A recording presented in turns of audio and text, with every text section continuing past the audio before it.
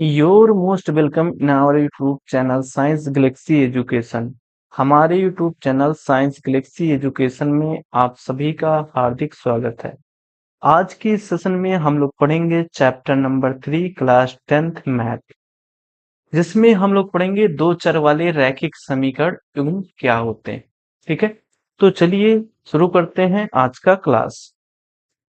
सबसे पहले जानेंगे हम समीकरण क्या होता है। तो पिछली क्लास में हम लोग बहुपद पढ़ चुके हैं और बहुपद को किससे दिखाया जाता था? px से। तो किसी भी बहुपद को अगर जीरो के बराबर कर देते हैं तो उसे ही समीकरण कहा जाता है। ठीक है, यानी कोई बहुपद है उससे जीरो के बराबर कर दिया जाए तो वो समीकरण बन जाए। हम वहां पर पढ़े थे कि द्विघात बहुपद का जो व्यापक रूप होता है वो होता है ax² plus bx plus c। अगर इस बहुपद को हम जीरो के बराबर कर देते हैं तो ये द्विघात बहुपद द्विघात समीकरण बन जाएगा। क्या बन जाएगा? द्विघात समीकरण बन जाएगा। ठीक है, ऐसे हम वहां पर पढ़े थे रैखिक बहुपद। ठीक है, तो यहाँ पे इस चैप्टर में हमें क्या सीखना है? रैखिक समीकरण। देखिए, तो हमने क्या सीखा अभी कि अगर कोई भी बहुपद है उसको जीरो के बराबर कर दिया जाए तो वो समीकरण बन जाता है। लेकिन अगर ये बहुपद रैखिक बहुपद हो तो जो समीकरण बनेगा वो रैखिक समीकरण बनेगा। ठीक है, जो समीकरण बनेगा वो रैखिक समीकरण बनेगा। हम वहां पढ़े थे कि रैखिक बहुपद का जो व्यापक रूप होता है वो होता है ax प्लस बी। अगर इसको जीरो के इक्वल कर दें तो ये रैखिक समीकरण का व्यापक रूप बन जाएगा। क्या बन जाएगा? रैखिक समीकरण का व्यापक रूप बन जाएगा। यानी यहां से एक बात क्लियर हो रही है कि अगर कोई भी बहुपद है, अगर वो रैखिक बहुपद है और उसको जीरो के इक्वल करेंगे तो वो रैखिक समीकरण बन जाएगा। अगर वो द्विघात बहुपद है और उसको जीरो के बराबर करते हैं तो वो द्विघात समीकरण बन जाएगा। बात क्लियर? तो यहाँ पे हम समझते हैं जहां पे ये और बी क्या है? वास्तविक संख्याएं। जहां ये और भी वास्तविक संख्याएं हैं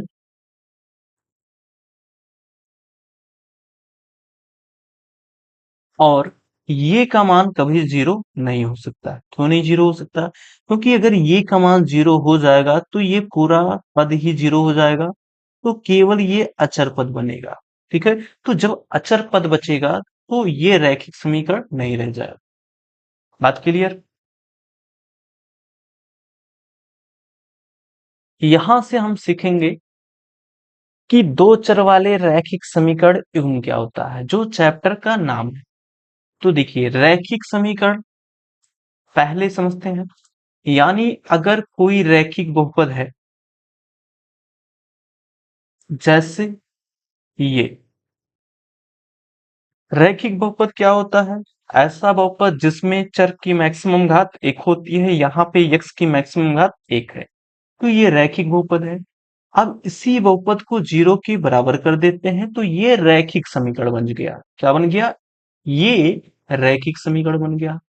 अब सवाल उठता है कि दो चर वाले, अर्थात उस रैखिक समीकरण में दो चर होना चाहिए। लेकिन यहाँ पे देखिए एक ही चर है x। तो अब हम क्या करेंगे? हम ऐसे भी लिख सकते हैं ax प्लस बी वाई बराबर जीरो। यहां से अगर बात करें तो यहाँ पे कितने चर राशियां हैं? दो, x और y। तो दो चर राशियां, दो चर वाले का अर्थ हुआ कि दो प्रकार के चर, जैसे X Y, Y Z, Z X. तो यहाँ पे दो चर हैं और दोनों की मैक्सिमम पावर एक है, तो ये दो चर में रैखिक समीकरण हुआ। यानी हम ये कह सकते हैं कि दो चर वाले रैखिक समीकरण का जो व्यापक रूप होगा वो होगा A X plus B Y plus C बराबर जीरो। जहां पर ये बी व सी, जहां ए बी व सी वास्तविक संख्याएं हैं। वास्तविक संख्याएं, वास्तविक संख्याएं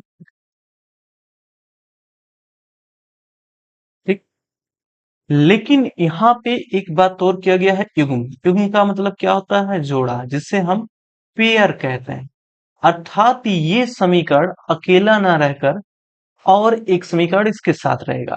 तो अब यहां से क्या करते हैं, हम इसे ऐसे लिख सकते हैं, a1x plus b1y plus c1 बराबर 0। ये पहला रैखिक समीकरण है। और यहां से a2x plus b2y plus c2 बराबर 0, ये दूसरा समीकरण। हम अगर देखें ध्यान से दोनों समीकरण को, तो दोनों समीकरणों में दो दो चर राशियां हैं, x और y। और दोनों चर राशियों की मैक्सिमम पावर एक एक है, इसलिए ये दो चर वाले रैखिक समीकरण है। और चूंकि ये पेयर में है, तो इन्हें ही युग्म कहा जाता है। तो ये आपका दो चर वाले रैखिक समीकरण युग्म हुआ। आगे समझते हैं। अब हम समझते हैं दो चर वाले रैखिक समीकरण युग्म का व्यापक रूप क्या होता है। तो दो चर वाले रैखिक समीकरण युग्म का व्यापक रूप होता है a1x plus b1y plus c1 बराबर 0 और a2x plus b2y plus c2 बराबर 0। ये होता है दो चर वाले रैखिक समीकरण का व्यापक रूप, जहां a1 b1 c1 a2 b2 c2 ये सब क्या है? वास्तविक संख्याएं। ठीक है, वास्तविक संख्याएं हैं। वास्तविक संख्याएं। और इसमें a1 b1 और a2 b2 कभी भी जीरो नहीं हो सकता। अगर मान लेते हैं कि b1 जीरो हो जाए, तो ये पूरा पद जीरो हो जाएगा। तो एक चर में रैखिक समीकरण बनेगा। ठीक है, लेकिन हमें पढ़ना है दो चर वाले रैखिक समीकरण युग्म। ठीक है, बात समझ में आई? तो जब भी हमें दो चर वाले रैखिक समीकरण युग्म के व्यापक रूप की जरूरत पड़ेगी, तो हम इसे ही लिखेंगे। बात समझ में आई? तो इसके आगे चलते हैं। अब आता है दो चर वाले रैखिक समीकरण युग्म को हल करने की विधियां। तो सबसे पहले हम एक छोटी सी बात समझ लेते हैं कि हल क्या होता है। जैसे अभी हमने पढ़ा दो चर वाले रैखिक समीकरण। अब जैसे एक समीकरण हमारे पास ये है, x प्लस वाई बराबर 0। अब इसमें x और y का कुछ ऐसा मान रख दिया जाए जिससे LHS RHS के बराबर हो जाए। तो यानी यहाँ पे x बराबर अगर +2 और y बराबर -2 रख दिया जाए, तो भी LHS RHS के बराबर हो जाएगा।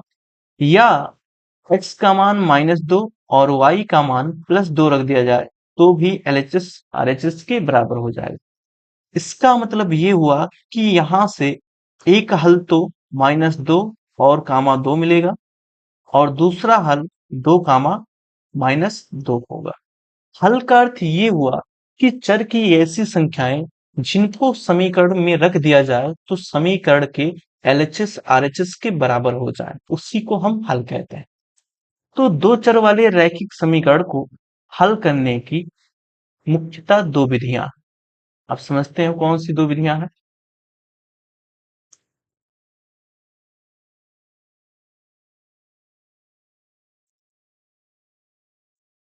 चलिए देखिए।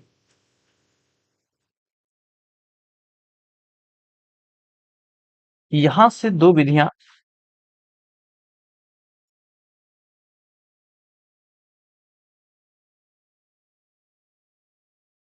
एक विधि है ग्राफीय विधि, एक विधि होती है ग्राफीय विधि।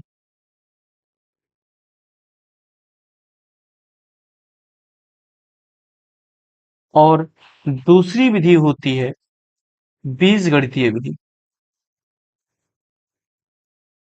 बीजगणितीय विधि।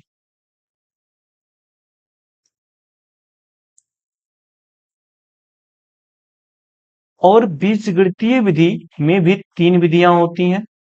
वो कौन कौन विधियां होती हैं, समझ लेते हैं। पहली विधि होती है प्रतिस्थापन विधि।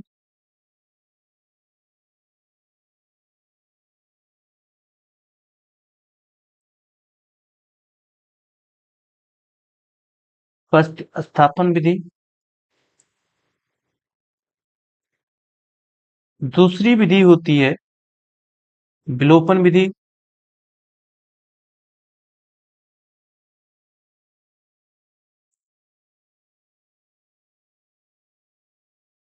और तीसरी विधि होती है वज्र गुणन विधि। वज्र गुणन विधि। तो टोटल कितनी विधियां हुई? एक विधि तो ये हो गया, दूसरा ये, और तीसरा ये, और चौथा ये। अर्थात दो चर वाले रैखिक समीकरण को हल करने की चार विधियां। लेकिन इस विधि को आपको नहीं पढ़ना है क्योंकि ये आपके सिलेबस से निकाल दिया है। आपको तीन विधियां पढ़ना है और हम तीन विधि को पढ़ाएंगे। तो चलिए स्टार्ट करते हैं पहली विधि पढ़ना। पहली विधि है प्रतिस्थापन विधि। तो हमारे पास एक रैखिक समीकरण दिया गया है, हम इसको प्रतिस्थापन विधि से हल करेंगे। तो चलिए देखते हैं। यानी इससे हम क्या करेंगे, यहाँ पे हमारे पास दो समीकरण है, हम किसी भी एक समीकरण से ट्रांसफर करते हैं। यानी यहां से क्या करेंगे, x बराबर इस y को इधर लाएंगे तो ये एक प्लस वाई हो जाएगा। इसे इक्वेशन फर्स्ट मान लीजिए और इसे इक्वेशन सेकेंड।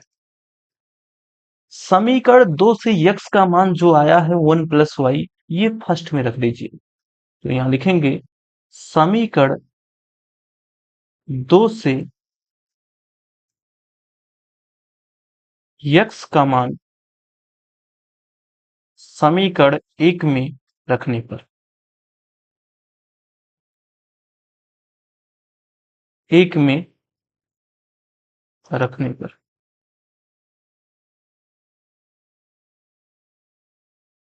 रख दीजिए। तो ये x की जगह पे हम रखेंगे 1 प्लस वाई, और y पहले से भी है तो ये हो जाएगा 5। अब यहां से देखिए क्या होगा, y जुड़ जाएगा तो यहां हल कर देते हैं। ये हो जाएगा 2y प्लस 1 बराबर 5, और यहां से हो गया 2y बराबर, ये एक उधर जाके घट जाएगा तो बचेगा 4। तो यहां से ये काट देंगे, 2 एक 2, 2 दूना 4, y बराबर आ गया 2। अब y का मान हमें मिल चुका है। y का ये मान हम वहां रखेंगे जहां पर प्रतिस्थापन किए थे। प्रतिस्थापन का मतलब होता है कि एक चर का मान दूसरे चर के पदों में। तो यहां देखिए जैसे x का मान y के पदों में था, तो ये मान समीकरण 2 में रखेंगे। तो y बराबर 2 समीकरण 2 में रखने पर, समीकरण 2 में रखने पर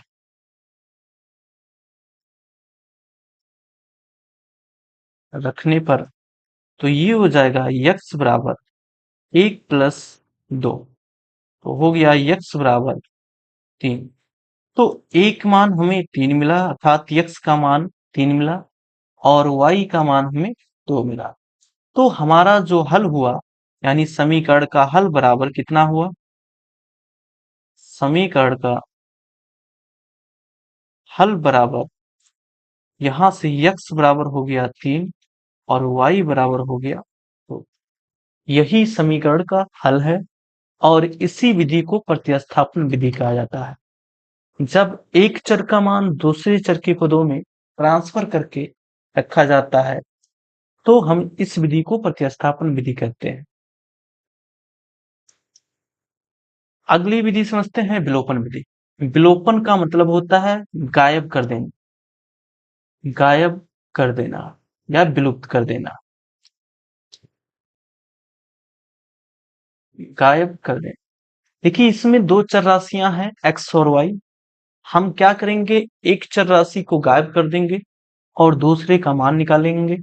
फिर जैसे दूसरे का मान मिलेगा फिर किसी एक समीकरण में रख देंगे, हमें दूसरे चर राशि का मान मिल जाएगा और इस प्रकार हमें समीकरण का हल मिल जाएगा। तो चलिए देखते हैं। पहला समीकरण है 2x प्लस वाई बराबर 5 और दूसरा समीकरण है x माइनस वाई बराबर 1।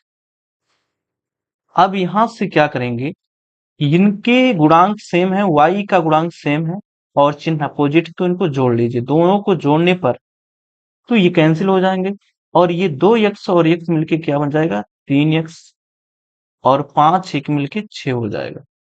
तो यहां से x बराबर कितना हो गया, 3 दुना 6।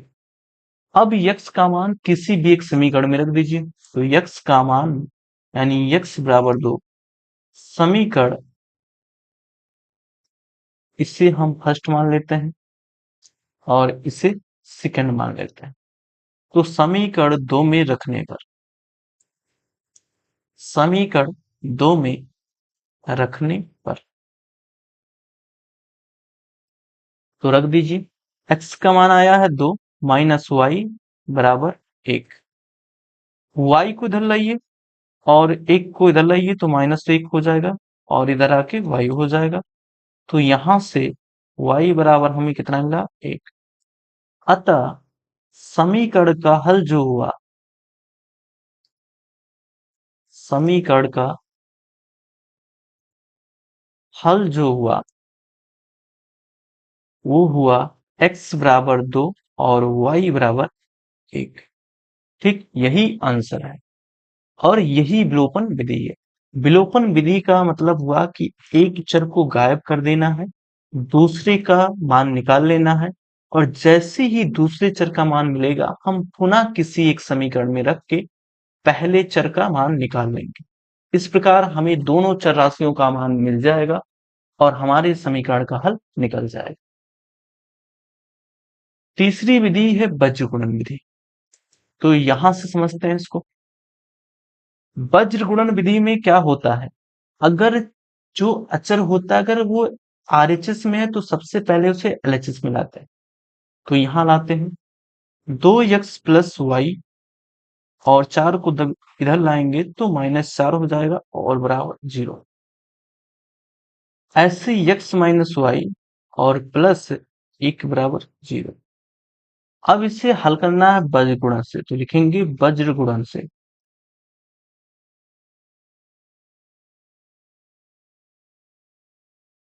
क्या करेंगे, यहाँ पे x लिखेंगे, बटे लगा देंगे और यहाँ पे -y लिखेंगे, बटे लगा देंगे और यहाँ पे 1 लिखेंगे। देखिए एक बात याद रखना है, हमें सबसे पहले अप टू डाउन गुणा करना है, फिर माइनस लगाना है, फिर डाउन टू अप गुणा करना है, केवल गुणांकों का। तो समझते हैं, जब x के नीचे लिखना होगा तो क्या करेंगे, इस x वाले पद को यानी इसको 2x को और x को भूल जाएंगे और इनको y का गुणांक यहाँ पे 1 है और यहाँ 1 है तो 1 का गुणा 1 से होगा तो 1 हो जाएगा।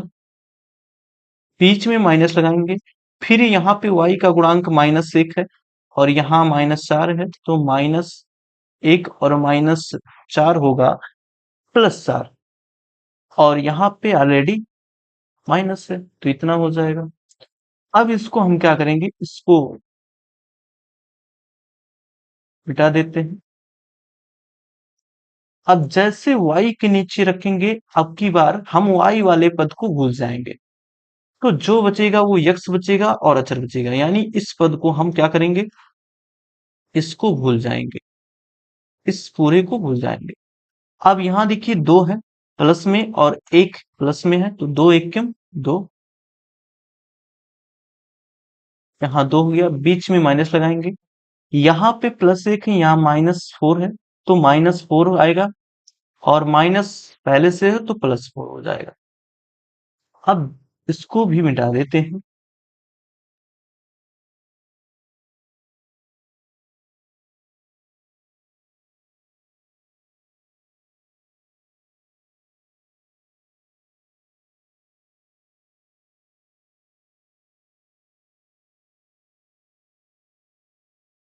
ये भाई ठीक। अब जैसे अचर के नीचे आएंगे क्या करेंगे, अचर वाले पद को ढक लेंगे और बाकी जो है उनके कॉफिशिएंट को गुणा करेंगे, लेकिन हमेशा याद रखेंगे up to down minus down to up, यानी ऊपर से नीचे और फिर नीचे से ऊपर। यानी इसको ऐसे भी समझ सकते हैं, ऐसे करके पहले ये गुणा करेंगे, फिर माइनस लगाएंगे और ये गुणा करेंगे। तो अब यहां से देखिए, दो प्लस में है, एक माइनस में है, तो ये हो जाएगा -2। बीच में माइनस लगाएंगे, प्लस एक यहाँ है, प्लस एक यहाँ है, तो +1। ठीक है, अब इसको आगे हल करते हैं। x बटे ये हो जाएगा -3 बराबर, और यहां से -y बराबर हो जाएगा, -y बटे 6 हो जाएगा बराबर 1 बटे -3। देखिए, अब क्या करना है, यहाँ पे ये आपस में एक रिलेशन मिल रहा है, तो क्या करेंगे, एक बार इसको इसके बराबर करेंगे पहले, यानी ये हो जाएगा x बटे -3 बराबर 1 बटे -3। ये -3 कैंसिल, तो x बराबर कितना मिल गया हमें, 1। एक चर राशि का मान पता हो चुका है। अब फिर क्या करेंगे, दूसरी बार इसको इसके बराबर कर देंगे, -y/6 बराबर 1 बटा -3।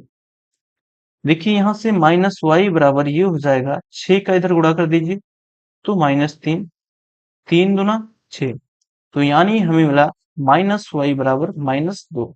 दोनों तरफ से माइनस हटा दीजिए, तो y बराबर क्या मिला, 2। यहां से समीकरण का हल क्या निकला, समीकरण